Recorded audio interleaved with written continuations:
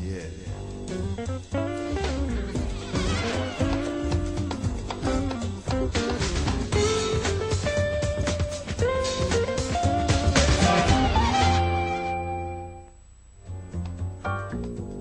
This program is made possible by the Corporation for Public Broadcasting and by contributions to your PBS station from viewers like you.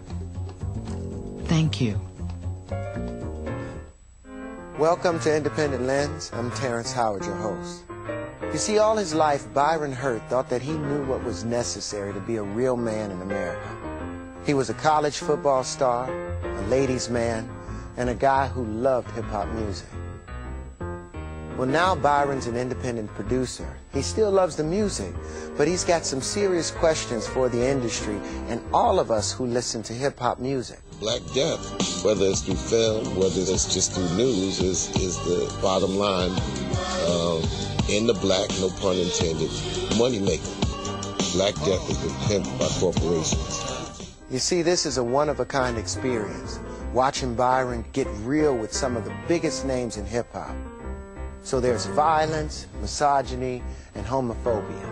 Is that the way hip-hop's gotta really be? Hip-hop, beyond beats and rhymes. Next on Independent Lens. One thing I really want to say, and I want to make this very clear to all my viewers out there. I love hip-hop.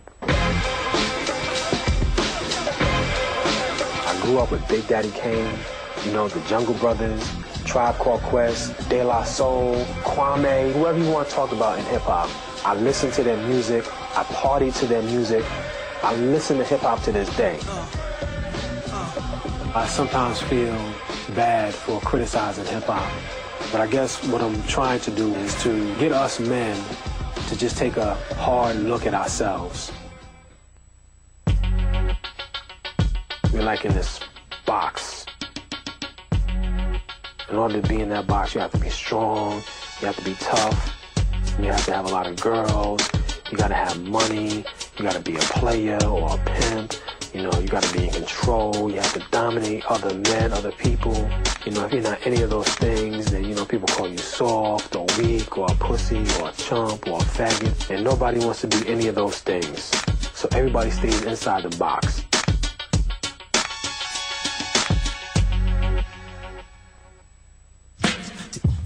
Before hip-hop, men were seen in R&B, they was like very docile, you know what I mean? But when hip-hop came around, it brought masculinity back into the game. Now, some of it is a little misguided. Through rap music, I think there's an identification with some of the most stereotypical masculine standards.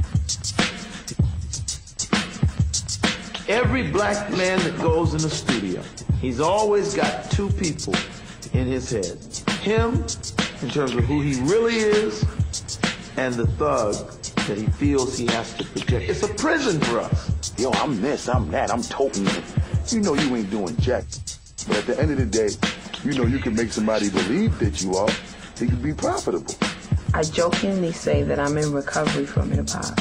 It's like being in a domestic violence situation. Your home is hip-hop and your man beats you. D12 ain't all about just smacking bitches and smacking hoes, but we will smack a bitch and smack a hoe. Yeah, yeah. Yeah! We the kings. We the kings, man. We the kings of this.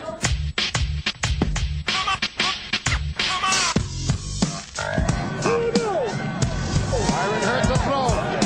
He's under pressure. He's going to run. He's going to throw. In the end zone. Complete. One of the best things I've ever been able to do in my life was to throw a football. I was nice with mine. Before games, I would listen to hip-hop to get psyched up. LL Cool J's Mama Said Knock You Out usually got me ready to play.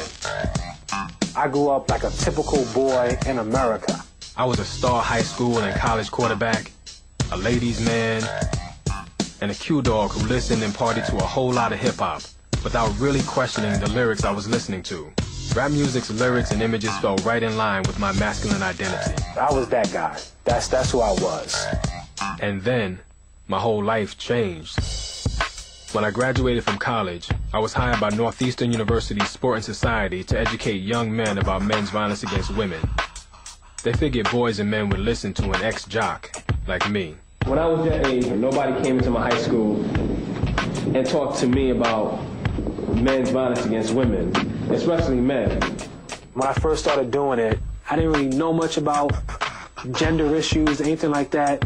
I was totally intimidated and totally unaware about like what I could do as a man to change any of that stuff. But I started learning a whole lot about masculinity, and I became very introspective about my own self as a man. Every time I do a discussion or a group, rap music always comes up. People say, well, what about hip-hop? You know, hip-hop is so violent. Hip-hop is so misogynistic. Hip-hop is always, you know, bashing gays or whatever. And I would always defend hip-hop. But the more I grew and the more I learned about sexism and violence and homophobia, the more those lyrics became unacceptable to me. And I began to, you know, become very conflicted about the music that I loved. One day I was just sitting home at the crib watching music videos.